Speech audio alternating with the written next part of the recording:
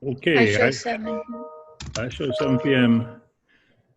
I hear my phone pinging or my computer pinging, but I'm ready to go. So, welcome everybody to the February 4 Village Board, Village of Red Hook workshop special meeting, specifically prolonged from our January 25 meeting where we had technical Ring Central issues. So, we noticed this out as a special meeting, and essentially we'll work on what we were attempting to work on a week ago.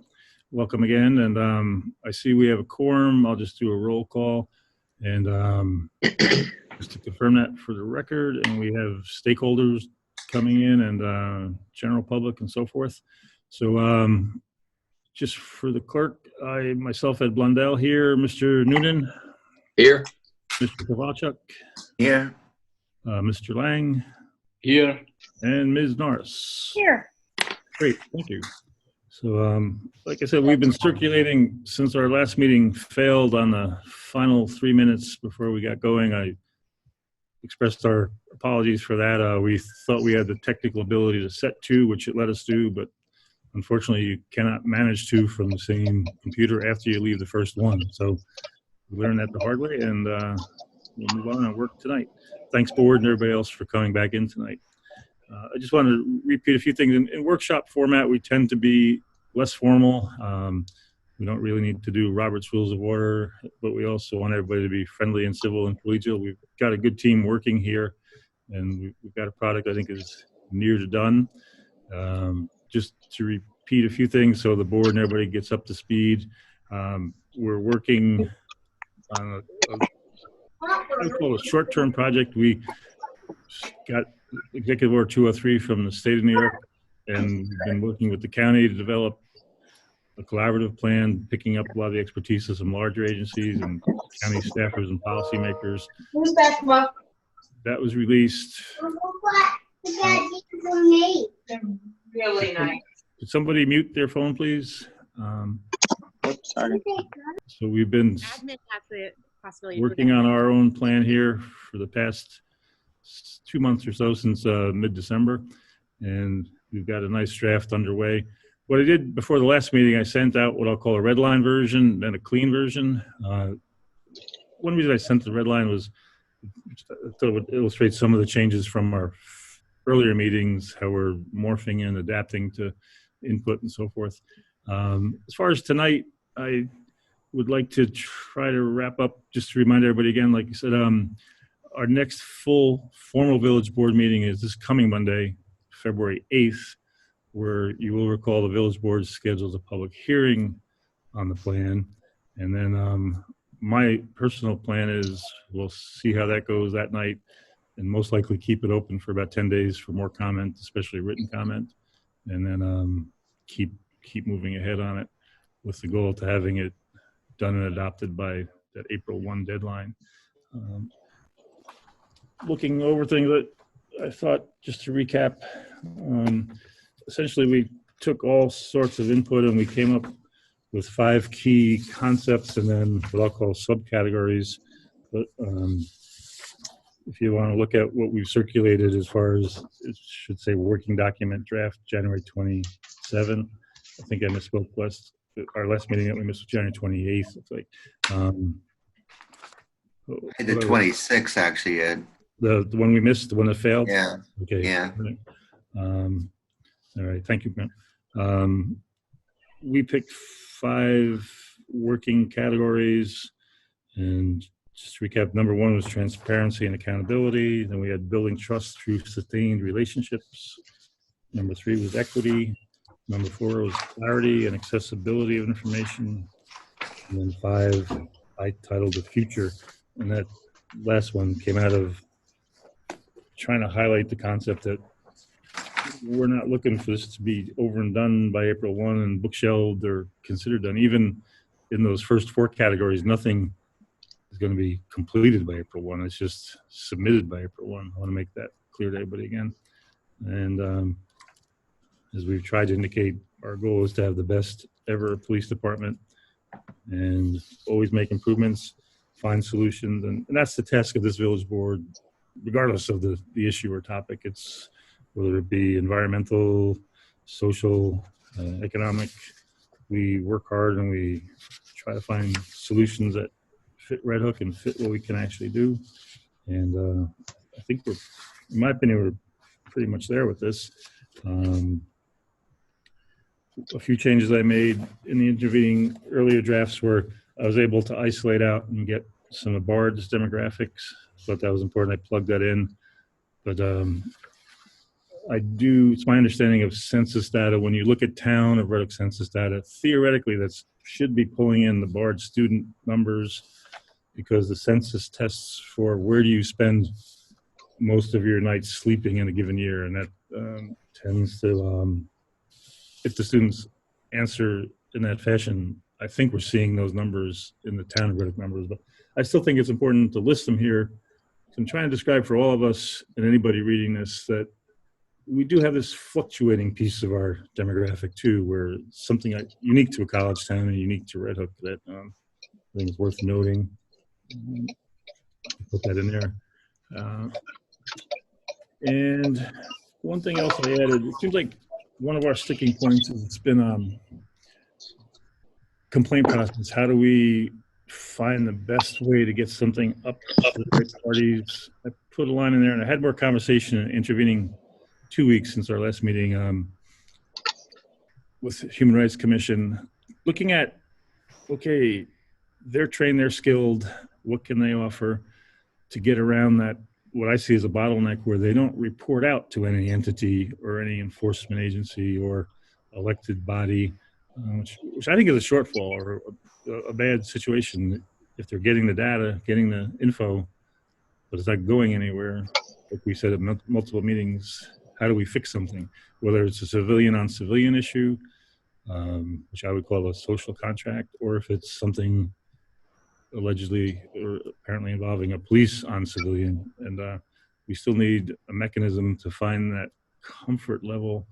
You know, we do have and we have an existing complaint process, and this same hang up is appearing with, I've interviewed my peers, Village of Rhinebeck and other folks that are in the same process, and it's a similar issue hitting them. So you'll see in my version of the plan here, what I've included is, I think the natural body for that to rest is somebody who has a discomfort and an incident should call Human Rights Committee, and then somehow they have to tier, look at volume, look at locale somehow, and then communicate that out somehow. I've asked HRC to look at that further because we're not unique in this. Mayor. Hi, Mayor. Okay. This is Jody. How are you? Good.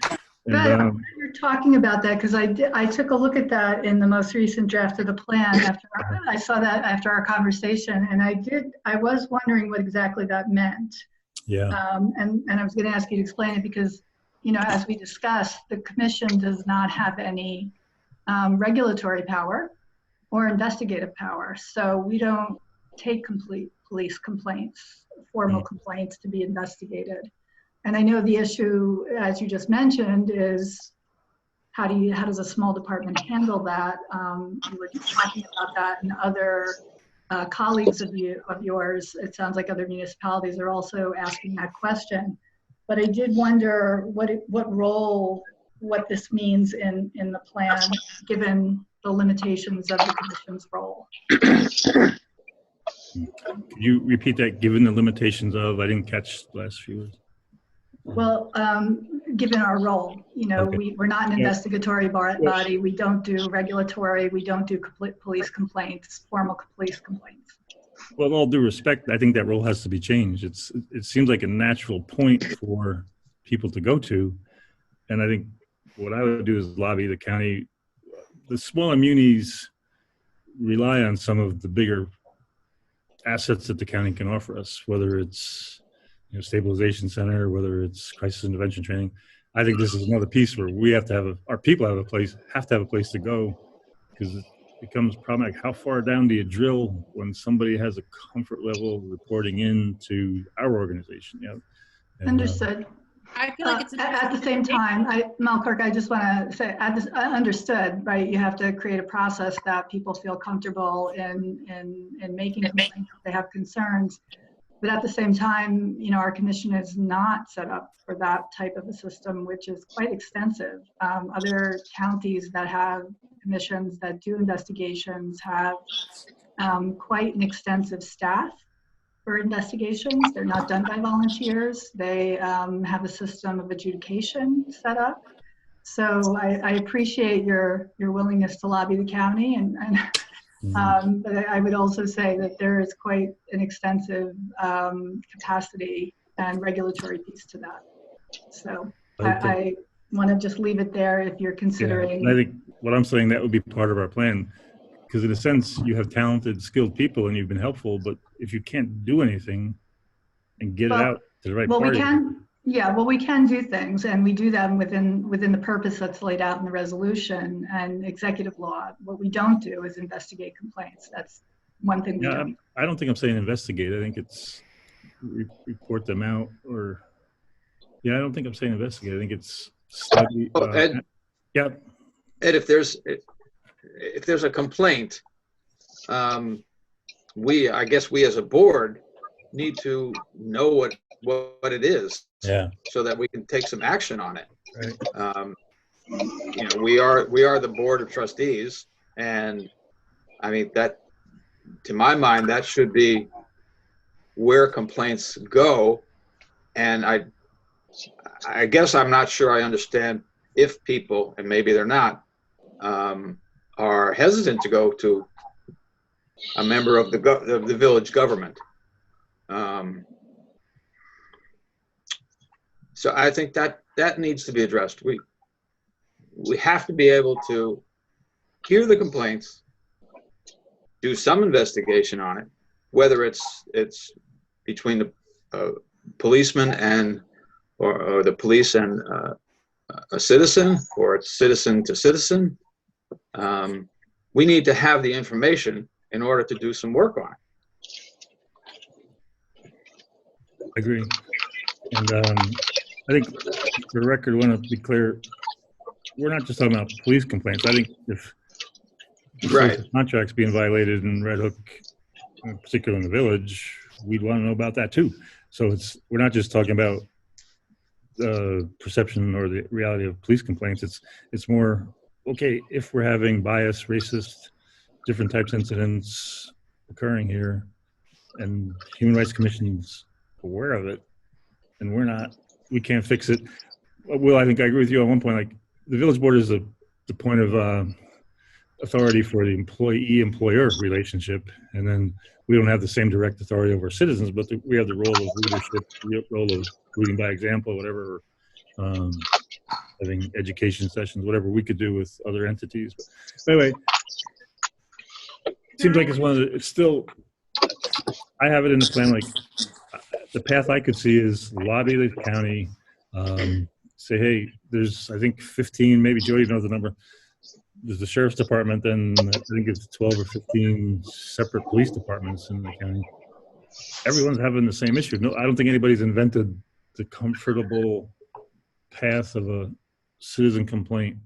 And I think we're so small, I think we need help from somebody bigger. This is my point. But anyway. Can I? Who's that? Makorka? Good evening. Yes. How are you? Hi. I have everyone in grid view, so I can actually see everyone's faces. Yeah, so I was confused because in this actual document, we talked a bit about having a human rights commission, right? Or some committee, like a committee that people could possibly come to that would act as that not part of the draft. Yes. And wouldn't that be a friendlier body that might be looking for the admin can mute. Hello, there's too much interruption right now. Hold on, Makorka. Did everybody mute unless you want to speak, and unmute yourself when you want to speak? Who's the admin of the actual meeting? Because you have the possibility to actually mute from your. Yeah, I could. But I kind of like that more of an open session, but whoever it is, thank you. You're not muted. Okay, there they are. Okay. Thank you. Can anybody? Much better. Okay, sorry, Malcorco, we got a little.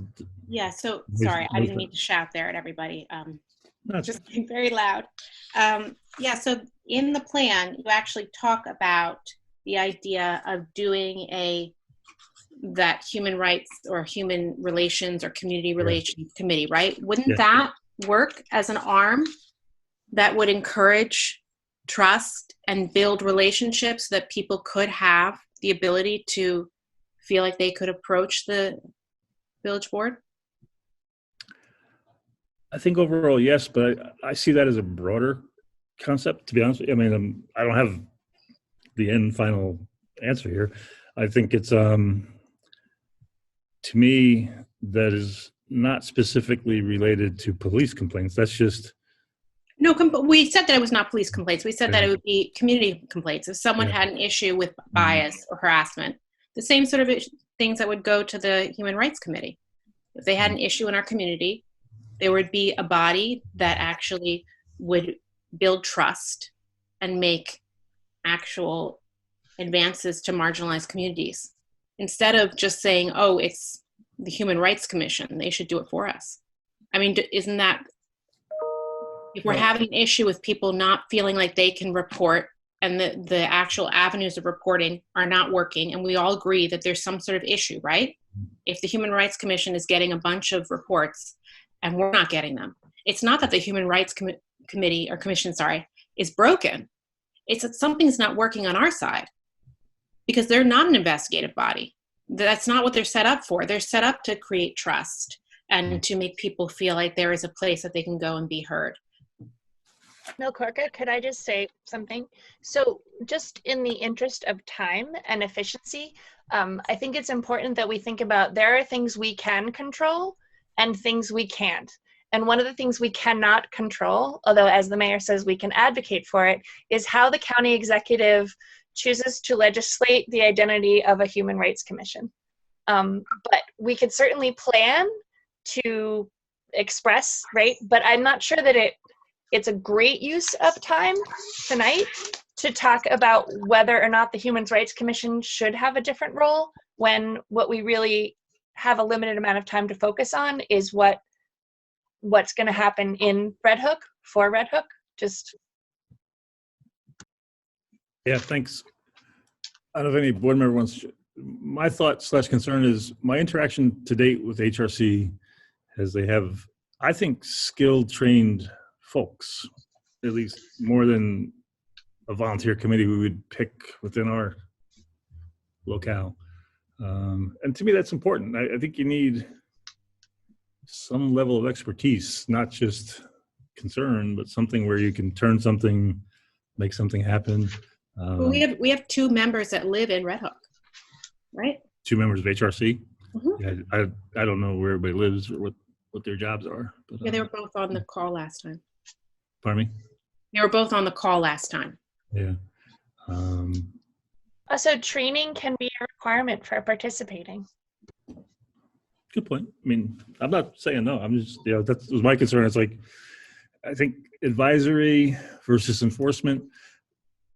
My hang up is if the HRC doesn't even enforce, I don't see our advisory committee investigating and enforcing. I think it. No, but they would be report. They would be reporting to other parts of the municipal government that have that ability. We don't need to. Anyway, either way, we can't control what Mark Molinaro decides about the county. Well, but I think in the draft plan, right, under the future, there is a plan to create a volunteer formal advisory committee to the village board, right?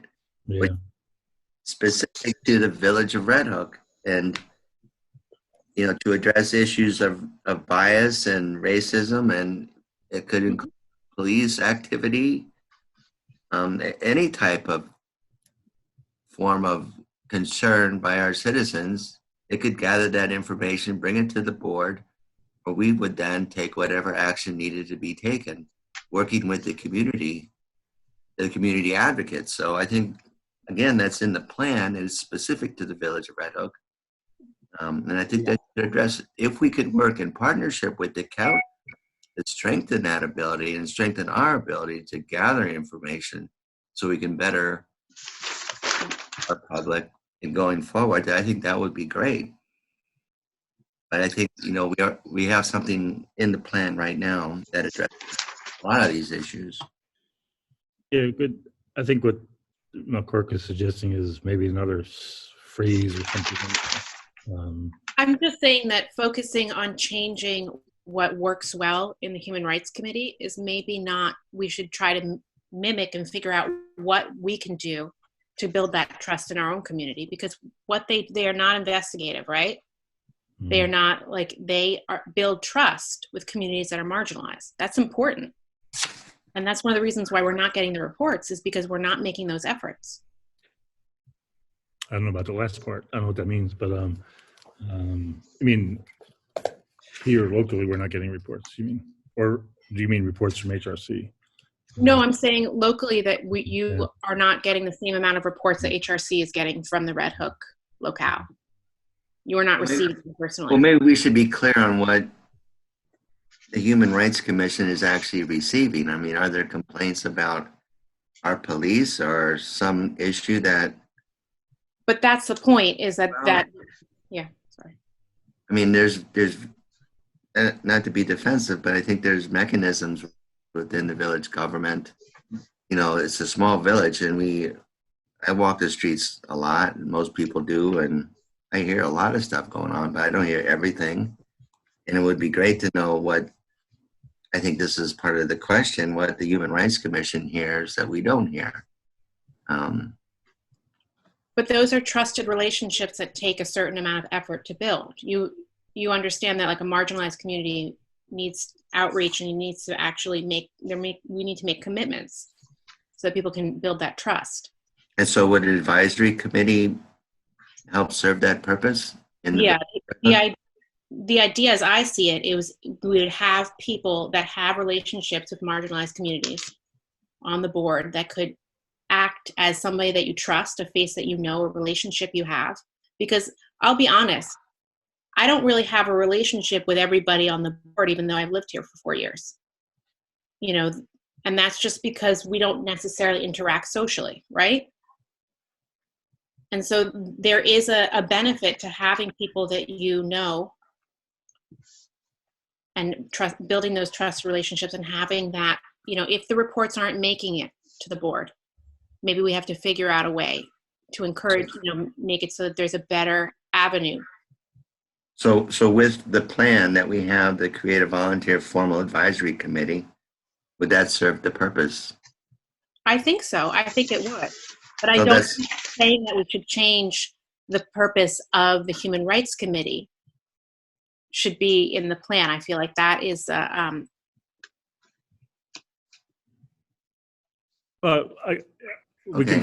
could do two things. I'm going to lobby the county, to be honest with you. I think if they're going to talk the talk, they got to walk the walk. It's like, okay, you got a Human Rights Commission, but to me, and no insult to Jody or her people, but if they're not communicating it back, they're helping the complained or aggrieved person look at their rights or options, which is great. That's probably 70% of the battle. But if you're not getting it out, how do we get that? So I'm going to make some noise on that. And then I think what we're saying, I think in our future, the advisory committee, and I guess I'm still wondering, what's the test? Okay, if let's just say Malcorca, or we'll name some name, is on the advisory committee. What's to say a Bard student's going to feel comfortable to go to Malcorca? Like how do they know what's that litmus test that makes it work? That's why there isn't. That's why the advisory committee would be intentionally diverse in terms of a wide variety of ages and different types of social categories or racial identities or a variety of identities. You would not actually want it to be like, no, maybe a Bard student isn't going to come to Malcorca, but maybe Savannah or someone who was recently a Bard student would be willing to represent Bard students there, right? Just like, someone who only speaks Spanish is not necessarily going to come to me, but they might come to someone who they recognize as closer to their identity or their language affinity. Like, it should be intentionally diverse. I think we're saying the same thing. I think I would like to double track it. It's if we can pick the professional expertise, but we're going to have our own, is what we're saying. It's so. And in Village World, I talked about a few things. In March, we have elections, and then what's called the official village year begins April 1 of a calendar year. It gets confusing because then our fiscal year begins June 1, but April 1 is when we reorganize committees, rename committees, and would add committees. What we would do is, at the public hearing, the more formal public hearing, the board will get more input. And then where I'm headed is this, I'm holding the paperwork here, looks to me like where we go. So we would, if the board concurs, we're not going to vote on it tonight. We're still talking, but we would say, okay, this is our plan. And the way committees work, we would look for some names. Odds are, could we do it by April 1? I'm thinking, how do you get the right names and the proper credentials and proper interests? And we have wonderful volunteers, but our life cycle of volunteers, just people do wear out, they move on. So it'd be something that would be constantly changing. So it's a good thing overall. But I think the stakeholder group, we've pretty much identified a lot of really active, interested folks. So, but the clear thing is it's advisory. The village board still employs and has the direct dealings with employee issues and so forth. Anyway, sounds good to me. What else is on people's minds that are out in stakeholder world or board world besides me? I was wondering, I actually talked to Pat about this. He said that the website is ready to go basically, but there's just a little bit of technical issues. Is there anything in this thing about like the actual timing of when we're requiring the website to actually be up? Yeah, it's not, let me chime in quick. It's not all there like ready to hit start and it's going to be up. Okay. It was in the works. A lot of tabs are already in place. Things are put in place. I don't have a time frame on that, but it is something that I know things are already in place for. It just has to be started back up again. But it's not like it's like ready to hit go and put it out there tomorrow. Okay, because I know that this has been an ongoing issue. Like people were talking about this in the actual community forum, back that was in September. Like yep. I talked to you, Ed, about how I thought that it was an issue of just clarity for myself as a new resident, not having the website. So I'm just wondering, what is the timeline? Good point. If people can refer to clarity and accessibility of information, we did add in the plan, complete the migration of the RHPD website to the latest platform. That's a little code word, essentially saying what Patrick just said. It sounds like it's 75, 80%. It's got to happen. Timeline, I think it's just a matter of making up. We're here, done this. When they feel it's ready, we have. We're on a platform with our website called Civic Plus. It's module driven. We went to this maybe 18 months, 24 months ago. We can control. We don't need outside administrators. It's really powerful, and we would like to make our website. The board will recall we've had more discussions.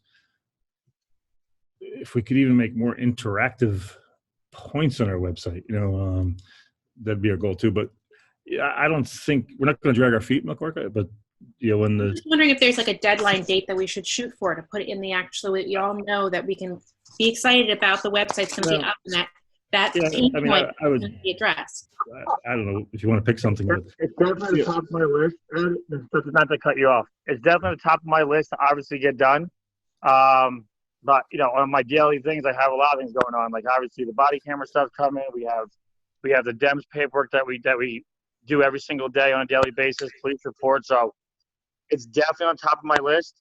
I'm definitely working on it. It's not going to be a long time. I just don't know the exact. If I give you a date, I don't want to be off on that date. But it's a good thing to have to shoot for, right? Like if we say like, oh, this is the time that we're planning on. I shoot for. I have dates set for a million different things. You know what I mean? So I'm not opposed to that. But Great. Top of my list. And if you want to set a date. I'll do my best to make it. But things come up. Obviously, that date might get pushed back a little bit. But obviously, I'm on it.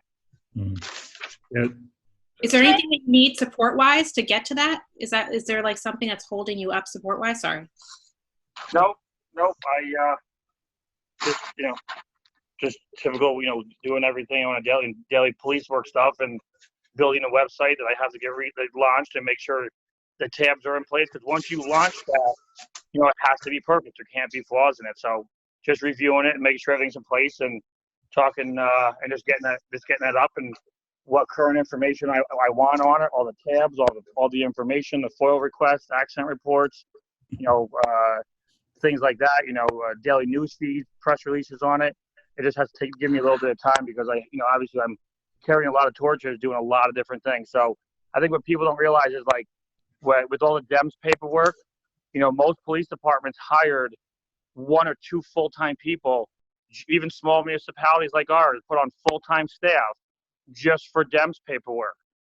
We don't have it. That falls on myself and one of my patrol officers that we do all that work every single day. And that is getting emails from district attorney's office, paperwork, videos, radio runs. I mean, that's a FOIL request for the 911, the state police. It is a massive amount of work. So that's just one thing. Is there any way that we can help you out with that? Like, that's what I'm wondering. It's not like it's we're a law enforcement agency, so it's not like it's something where I can get a community member to hop on and be doing police. It's all going to be public, the information you put on there, right? Wait, correct. what if this is an opportunity for the board of trustees to support the RHPD?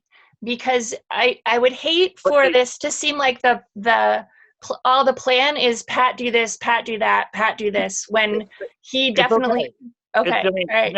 Amy, no, it's okay. I appreciate. No, I feel like the board definitely. I mean, they support everything we do. Obviously, I mean, these are things that I'm tasked with. That's my job. It's important work, and obviously it gets done. The website will 100% get done. Obviously, it was put on the back burner for a little while. I mean, we had a website that was old, it was dated, it didn't have great information on it, and I got more complaints of the website being up that it wasn't right. So I worked on it very hard, and it's close. I just know that it's an issue that we talked about. Tell you the date when and it's hard for me to give you an exact date. If you want to set a date for, say, a month, then set that date, and then I'll work on it. I'm thinking I'll do the best I can. We got a lot going on. We got a lot going on now, and what about April 1st? I'm thinking June 1, something like that. It's You set a date. You set a date, and I'll make sure it's done. Well, why don't you and I talk? I mean, I don't want to make you.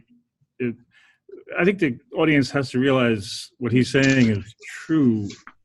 You'll see in our plan here, we have 1 sergeant and an able senior colleague, but they're not IT guys. They're not set here working on computer software issues. They're actively patrolling and managing the department. June 1 is fine with me, Ed. Yeah. That works. It's because we have to go through the village cycle this time of year. Like I said, we have election, we have reorg, we have budget, we have a huge sewer project. We're like churning, all positive, but we're on a tear right now. I'm sorry. A lot of the complaints that were made at the community forum in September were about how there wasn't a police website and how that really was hard for people to find information. I really think it's a clarity part that we should prioritize. It's very important. Yeah, well, I agree, but my man to do it is the sergeant. So I can't do it. No other board member can. So we'll go. For a decade, it will get done. It will 100% be done. We won't overpromise. We won't overpromise and underdeliver, but we'll get it done between now and then. But yeah, I think we're all aware of it, so it's going to get done. It's in the plan. So I use the word migrate because I think it's almost there. If it gets done quicker, but that'll be all our job to make sure it happens. That's what we're in this about. Anyway, I had another question about the equity. With the procedural, under the equity, it's on the second page, I believe. There's current. It says procedural justice and implicit bias training is underway for current staff. Yes. Is there a way that we can get more specific about what those things are? Like, what are the training that's happening? Like, is there a way that we can break it down so we kind of understand what's required, what is being offered, how that? I don't know, Sergeant or Travis. Mel Corker, where are you referencing? So it's underneath the equity. So it's Under current. yeah, equity is Okay. one of the themes. Sorry. And then it says, it's the second bullet point under current. It says procedural justice and implicit bias training is underway for current staff. So I was just wondering, is there a way to break that out so that we know if things are, what's required, what are, how often it happens? Is it just, optional? It's not optional. Patrick might be able to jump in, but it's my recollection that we were due to start in-person classes, but then COVID took that apart. But it's a countywide based program where they go off and they also get some in-house training capacity for what's that, train-a-trainer type of concept. So I don't know, Pat, if you had any more detail on where it's at with COVID and so forth. For which training? Procedural justice, implicit bias. Yeah, so the last class we were signed up for, we had 3 officers going to it. Myself, Officer Starrett, Officer Riffenberg were signed up. I was at the sheriff's office. That got canceled due to COVID. So as of right now, like I said, we have 2 trainers, but there's no classes being held because of COVID restrictions right now. But we currently have 5 officers that are trained, 5 or 6 officers that are trained. So there's very few of us that aren't. We all were signed up to go, so it'd be across the board. The department would have been, but it got canceled in December. That training. And is that like an annual training that you require, or is it? So obviously that was just something that just kind of came out. So Okay. So as soon as it came out, I sent 2 instructors to it, and obviously multiple officers get trained when it came right out. Mm-hmm. That is something that I haven't put into my annual training, like firearms and Article 35. I haven't had a discussion yet. Obviously, been working on this kind of stuff and getting body cameras in place, and but it's not that it's not going to be. I just don't have anything technically set in place to do that. Is that something that we could technically set in place in this plan? Would that be something you're open to? Yeah, McCarthy, if you read the next paragraph in the plan, we say require procedural justice and implicit bias training in policy and labor contracts, and consider, and this is a key thing, I think we all might want to think about this, consider other in-service training requirements or incentives. And I don't mean that in any negative sense, but any profession has some underlying continuing ed requirements. One of the most important professions we deal with is the police professional. We want to hire the right one and then keep them up to date with the latest and greatest everything. Even for a small place, we want to do that. So that's why I put in, it does up in the current, we are in those plans, and then we're saying we're going to require that. So that's answering your question, I think. It doesn't actually say if it's going to be required annually, which I think actually was her question. Require procedural justice training in policy and labor contracts, and consider other in-service training. I don't know, Pat, do they offer it every year? I don't, I have no problem with saying. Like I said, I mean, this is brand new. So, I mean, it's something that's, we haven't had year after year after year. Procedural justice is new. We can discuss it and talk about the next meeting. Well, but I don't know if they're offering it. I think I'd like to wrap it up tonight. Well, possibly annualized, possibly something preferably annualized. Something. Sure, put annual procedural justice in there. I have no problem with it. Just make that noted in my training line. Yeah, I'm making a little mark on sure. mine. I mean, I have no issue with it. I have no problem with it. I know we didn't. Okay. Yeah.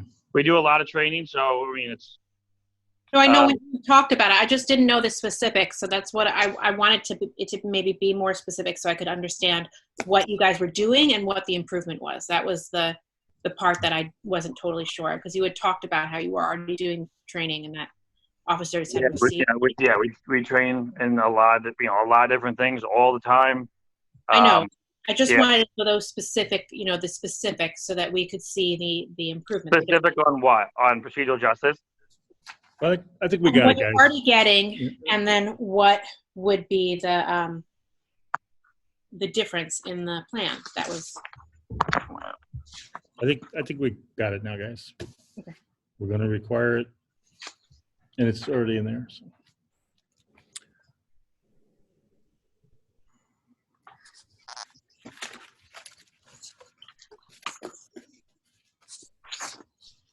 Let's go back to our calendar of events. Essentially, with the input of the stakeholders and all the various things we've done, we come up with a plan. Then, you can see we have a public hearing, which those are more formal and mundane. They're not as open and creative as this. And let me explain a little bit about what a public hearing is for new board members and folks in the audience. They can be a little strange in the sense that they're one-sided. It's technically under the law, it's a situation where the board takes comment, whereas these meetings we're doing now are, like I said, are more workshop-oriented.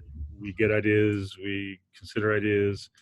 These are more formative, and we communicate back and forth. In the real public hearing world, it's really, if you look at the law, it's just to take input, and then the board works up from that input. That's why we need a little bit of time between the February 8th meeting, having an open public hearing period, and then the March meeting, because they're essentially designed for like when you're writing a new local law, something where you have it 90% crafted, and then you take some more input and you retool. Just want you all to know that from a background perspective. What we'll do on the February 8th night, somehow we have to do a hybrid. What I'm going to do, just so you all know, I presume most of you will be on the public hearing too.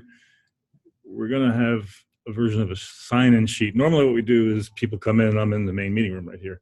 They come in, sign in, we visit, and then we call them up and they speak. And then they go back to their chair. We want to do a version of that somehow. So I'm going to have an assistant on the Monday night meeting in the IT world, just looking. We'll probably go to more raised hands, things I can't really concentrate on the side of my screen. I'm making notes. I'm actually working here as we do these kind of meetings. So we'll have somebody helping us get through that part. And we normally have people speak 3 minutes, and then if there's enough time, they can have a 2-minute another visit to the podium, so to speak. So we'll work our way through it in the new Ring Central digital world of it, and Ed, should be good though. So just so you know. Yes, somebody said something? I did. Just there is a model for this that the Board of Ed uses, and I'd be happy to go through the tech for Ring Central for that, in terms of like people putting their names on a list and going in order. Oh, so good. I'd be happy to help with that if you need it.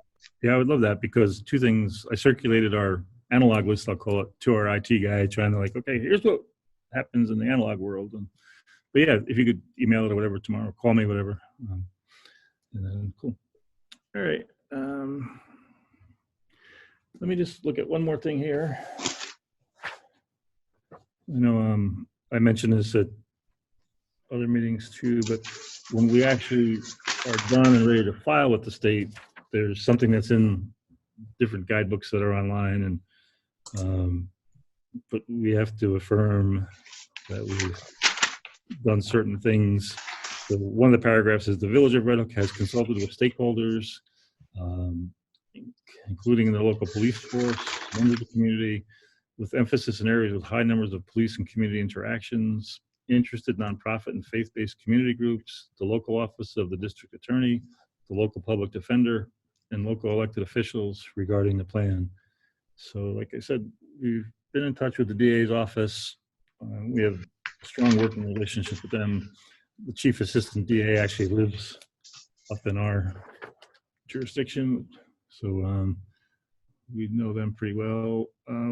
We had discussion with the chief public defender. I'm making up a title there, I'm not sure, but I know somebody else from the office also had our plan. I don't know if she's on the line or if she had any input, because we, Can I ask how, or if you want any assistance with reaching out to members of the community that might not be aware that there's a public hearing coming up in a week? And if we are going to attest that the Village of Red Hook actually did seek public comment from all these different groups of people, perhaps we do need to make a concerted effort to make it a representative attendance. If you want help doing that, I am, again, willing to help do that. Yeah, sure. Let me say two mundane, I use that word a lot, but we have already noticed there's a requirement in village law. We have to put it into our paper of record, which is the Daily Freeman. So that was sent about a week ago. But who reads the Freeman? Yeah, that's the question. So we have also put it up on our website and different places. How many look at our website? I think it's getting bigger, but you know, the goal is get as much input as we can. And so whatever you can, when you send, talk to me tomorrow on what you have in mind. But there are certain required things that we have done. And our website, I think more and more people, our demographic changes, and more and more people are watching it. And what's cool about this group is there's 23 people showing here participating, and I'm sure they know 10 more people, you know, so there's 230, I'm making up numbers here, but it multiplies out, you know. It's true. It's just, it would be unfortunate if we relied only on people knowing someone who knows someone who knows someone. Like we can do other ways, which we can. Yeah. All right. I think the key thing is they can be, you know, 3 minutes, you know, it's how many people, it'll work. I mean, I think Ring Central's, I think, unlimited as far as who wants to come on here. So anyway, any members of the board have any comment, thoughts, ideas? You want to jump in?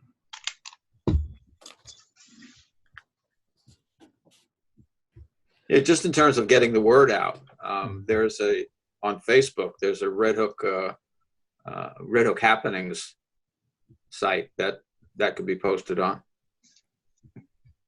There's a lot of groups. Yeah, no, I mean, whatever people want to do, I don't, you know, we have certain requirements, and then I don't know, well, like I told people individually, I deliberately don't do Facebook, never did, and you can fault me for it or praise me for it. I don't know. It's like, yeah, I don't know where you'd put it. Let's think more technical pieces here before we go on. Can I make a language request? Sure. We describe the but in the section of the plan at the beginning where we're identifying the demographics of the BARD population. Yes. Non-resident alien is generally not at all how people are referred to at all. And in this case, I think it could very easily be substituted with international students or something to that effect, and that would be far less offensive than this phrase. Well, let me tell you a story on that. I'm not disagreeing with you, but the data I pulled was from some reporting base that all colleges in the country report to, and those were the categories. I understand, but I think we could do better. Yeah, let me look at it. Where is it? I have this page 189. Let's see, BARD. Mayor, the word alien is not going to, is not going to, you're trying to put forward that you value and respect diversity, and the word alien isn't going to send that message. Yeah.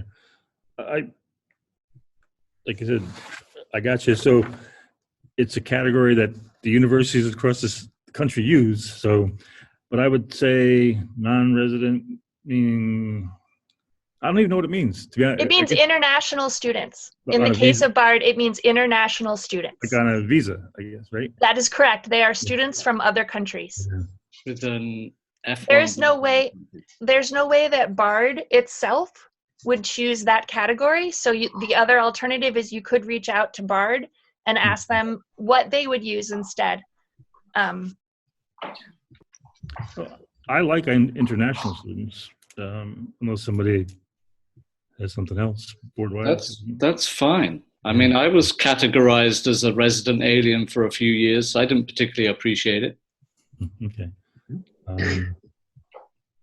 So I'll put in international. To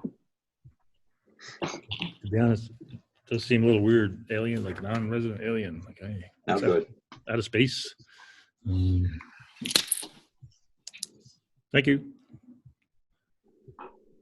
And we have a lot of good editors, like for context with an X on the board, which it'll probably go through some of them again, for cleaning up. That's a good one. Thank you, Amy. I know Kahan wasn't able to make last night or the last week's meeting, and I don't see him here on the call. Did you get all the feedback that he sent to this draft plan? Have you gone over that? You've gone over it, so you made notes of it. Okay, great. I just wanted to make sure. Yes, I did. Yeah. Okay. All right. Well, I think we've done good work. What I'd like to do is keep the spirit of the enterprise going.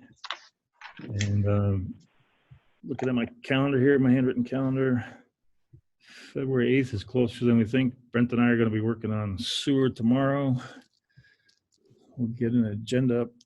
Some of those who attend know that our main monthly meeting also does a lot of department reports, committee reports, but the public hearing will go first, and then we'll move on after that.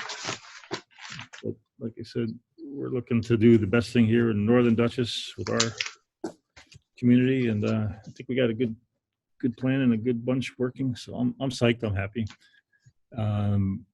It's looking like almost 8 o'clock. Unless there's any objections, what I would like to do is take these changes where I made some notes, inserts. I'll build a document, to be honest, probably Saturday morning. We circulate that, but that would be, here's a question for all of us.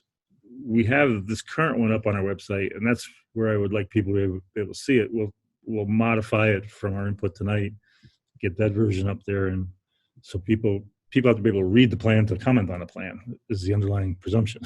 So we have to get that out there, which makes me think I might have to do it tomorrow afternoon because it only gives a weekend between now and Monday. But the good part is the public hearing will stay open, so it's not going to be a drop dead date of. It's Monday? I'm sorry, I wasn't paying attention. Yeah, we lost that week. Our cycle, we haven't, okay, we've done the bare minimum, right, in getting this out to the public. It doesn't seem quite cricket to call it a genuine public hearing. But if I'm the only one saying that, then. Well, that's, I would disagree. We have, the draft's been out there. We're changing 3 or 4 words, annotating, cleaning up a few things. I do think that perhaps the method that we reach people, I mean, I know that a lot of people did not know to boil their water this weekend or this past couple of days. Like, I don't know that like, we maybe should consider giving a little bit more time to get the word out. No, we can't. We have to do it February 8th, and we'll keep it open. That's why I keep stressing, folks. It's going to be open for 10 days. Get the word out. The word is out. I can't change that. We have to have it done by April 1st. I have a question. What do you mean when you say it's going to be open for 10 days? Like, what is that? What are you saying is going to be public comments going to be open, and what platform is it going to be open for 10 days? Good question. It's on all, the public hearing is, like I said, a formal process, and to take input, usually it's open for what we call written communication, which could be email, could be anything, a letter, it could be calling, it's we would take input. I think in this case email or a written letter would be what we look at. Then we would take that into the February 18th meeting, look at that, and then close the public hearing on February 18th. And then the board would work between February 18th and March, whatever the meeting date in March is, March 8th. So it'll be 2 weeks of, in the end, it's the board here that writes the plan, but we need all the input and all the stuff. So A follow-up about the public feedback, the public comment. Is it explained when you list the draft how people can communicate with you and what ways you accept the feedback? Is that clarified or clear? I haven't looked at the website, so I don't know how it's listed. I just want to make sure that when people do look at this, that they understand how to communicate that feedback to you. I would say yes. I'll take suggestions. In essence, it's like all our other meeting announcements. We say in accord with Executive Order 2021, it's going to be digital format. Here's the link. We're obligated. We do all that. The same process.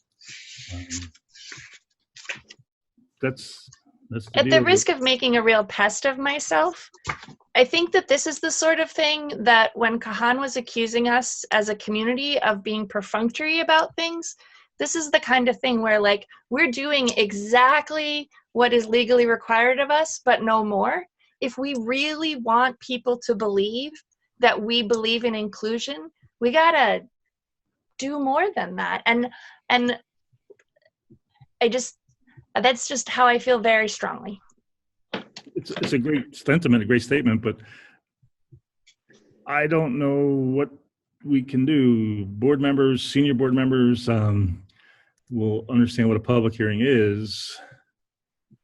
It's the village way of interacting. I think we're doing.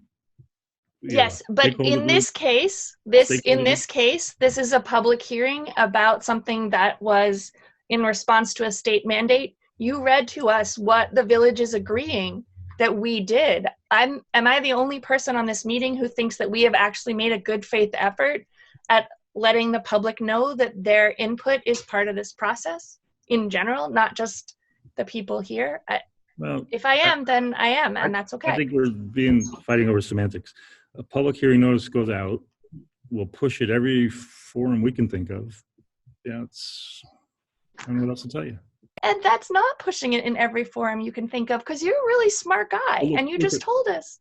All right, I'll stop because let me have some other board members chime in. I'm not the be all end all here. Can I ask a question, or is someone gonna? Let me see if some board members have some ideas.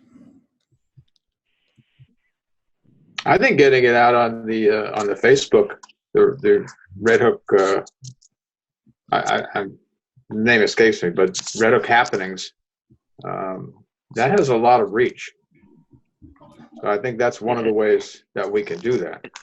And I think, aren't we required, Ed, by law to publish it in our official newspaper too? Yeah, we did that. That's done, yes. Yeah, we can do more than just one. I mean, I kind of agree with Amy that we should get it out as far as possible. I think as broadly as possible. I think we did agree on that. Yeah. I think But when is it going to be posted? I'm sorry. When is it going to be, the actual draft is going to be posted that people can actually review and then comment on it? I feel like that's an would that be after the 8th? No. The working draft we're looking at tonight is up there. We'll modify that. I'm saying tomorrow afternoon. Get that up there. Date it. Here's the one effective. The meeting of tonight, 2/4, and then that would be the one that's up for public comment. And I guess we should use the word. It's actually technically called a public hearing. What's the semantics there?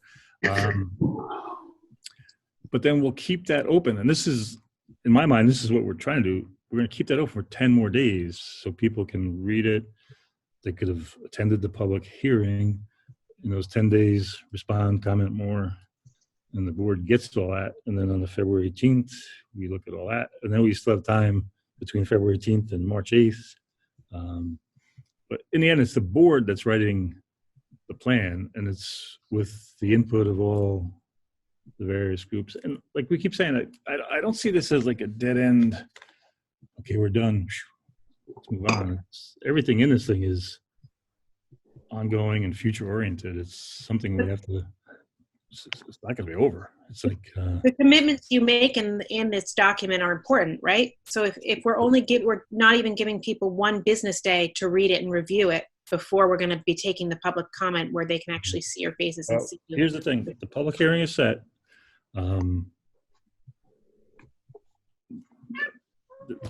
That's what's going to happen. It's going to be 10 days. I think you're missing that. It's 10-day window. It's not. You got to be here 8 February or not, and you're done. It's 8 through 18 February. So if someone submits a thing over email, like let's say 5 days after they get to read the plan, is that shared with the public? Is it published anywhere? Will you share it so that we can know what other public people feel and what other community members feel? Because that's one of the things that's so great about a public forum is you hear what your neighbor feels and what's important to them. Does that 10-day window, does that include that at all? I'm thinking, because the public hearing is essentially directed to the board. That's the underlying legal perspective. But I think any old record is public record. Go ahead, Charlie. Yeah. Well, yes. I mean, all the public comments, whether they're received during the public hearing or afterwards within the comment period, become part of the public record. I mean, they're comments on the public hearing and, would presumably be, available as part of the documentation of that hearing. So then we would have to request it. You wouldn't be publishing them so that people could actually read them. I would have to send a formal request. Is that how it would work? Well, no, I wouldn't say that. I'm trying to think how we could distribute it. I mean, there's a way. Somehow we'd have to create a digital folder and say, these are all the comments, which then we would circulate to the board and their public comment. I think we would somehow we can invent a way. There's a way to do it. I don't know it off the top of my head, but people could also still comment at that Thursday meeting 10 days later, yes? If they didn't want to write. And so they could comment at the public hearing on the 8th, write during those 10 days. And if they chose not to write, they could speak again at that, whatever that date is, February 18, Thursday, 18th meeting. So there would be 2 opportunities for people to talk. Yeah. So what are we going to do to make that clear to people that that's an option? Because if our notice of public hearing went in to the Daily Freeman, which is hard to access because actually you only get a limited number of times to look at it a week. So I don't know what day the ad went up, but like, can we make a plan? Like, I'd be happy to help Will. Like, we make a plan for, 5 different Facebook groups that have a lot of people, are focused on Red Hook, right? And X, Y, or Z. Sorry, my dog's barking. I think maybe we're volunteering Will. That sounds like a good idea to me. Will volunteered himself a minute ago.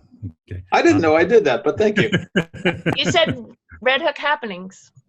That's right.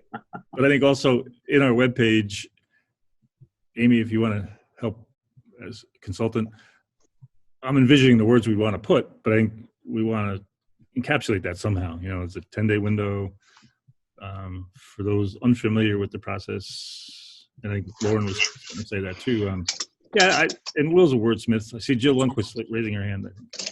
Yeah, I'm on my phone because I can't get on my computer, so I can only see one of you at a time. But I'm happy to help with this, Amy, if you want some help over the next few days getting information out. Somebody's doing the dishes. Does the village ever share things in Spanish or in other formats, other languages? Yeah, we do.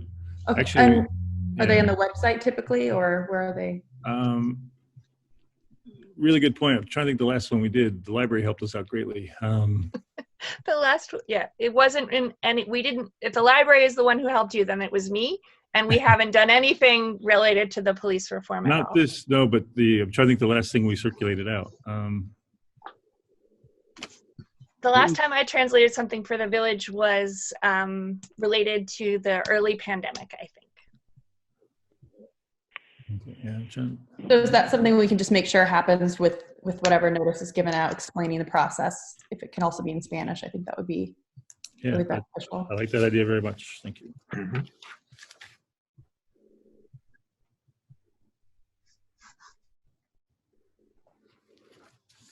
Thanks. All right.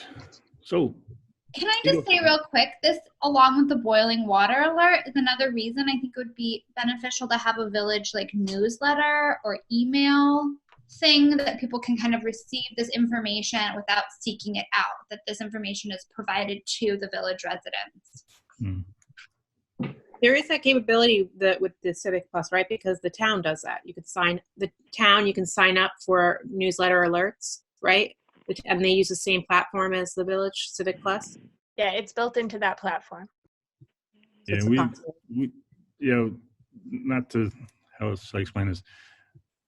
For probably 4 years in our quarterly newsletter, we have asked people to please provide us your email address to get on our distribution list. And I think we get 3 or 4 people at a time. It's just not been the demographic that the village has. In this case, we put it up on a lot of forums, and we have to get our public more tuned into the website.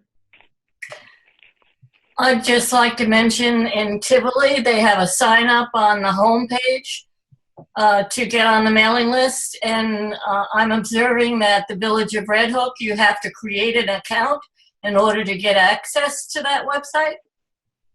No, not access. No. I just I see that I have to sign in. No. And you should just type Village of Red Hook and it'll. Yeah, that's what I thought, but it didn't work for me. No, there's no sign in. No. Are you talking about signing into the site or signing in to get emails? Signing into the Village of Red Hook website. We're not an exclusive club. We're. I'll send you a screenshot.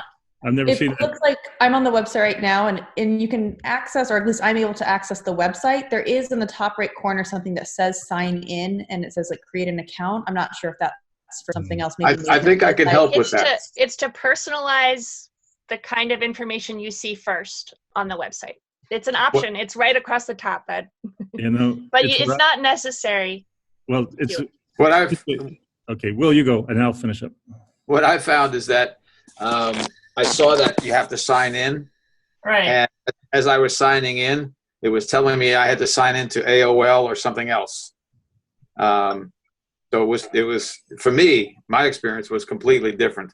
I didn't have to sign in for the website. They were asking me to sign in for AOL, and I'm already on AOL. So it was very confusing. Let me take the group where it needs to go. The sign-in is for a guy like me who has administrative authority to go in and work the website. And that's all I know about the top right sign-in button there. That is not actually what, if you press it, it takes you to a page that says sign in for a more interactive experience. Please sign in. And then it says that if you have an existing Civic Plus account, then that's what they want you to use. Otherwise, you need to create one. And if you want to create one, you have options of using your Facebook login or your Yahoo login or your AOL login. But it is not necessary to sign in to get basic information off of the website. And Civic Plus does allow this weird customization. If I only ever want to see information about garbage pickup dates, that's the first thing that'll show up when I go to the website. It's just Civic Plus. Well, let's put it on our list. All I can tell you is when I need to modify the alert page, I put that sign-in button. It says existing account. I have password, login info, and it lets me publish new information. Because your account is the The one that has that is the administrator account. No one else would be allowed to create an administrator account. That's just That's when I click that button. That's all happens for me. So because you're the so I don't know. So it'll be a task for 6 weeks from now, an IT grouper. All right, so we will edit the 127 plan based on input tonight. We will, like I said, the public hearing is in Freeman. We'll work. Will and Amy are volunteering to help, and we'll figure out a Spanish version, and we'll move on. I'm good. Board, you all good? Anything else on the board level? I'm good. Okay. I'm good. We'll look forward to Monday night and keep it going 10 days. Let's keep it positive. That's a 10-day window.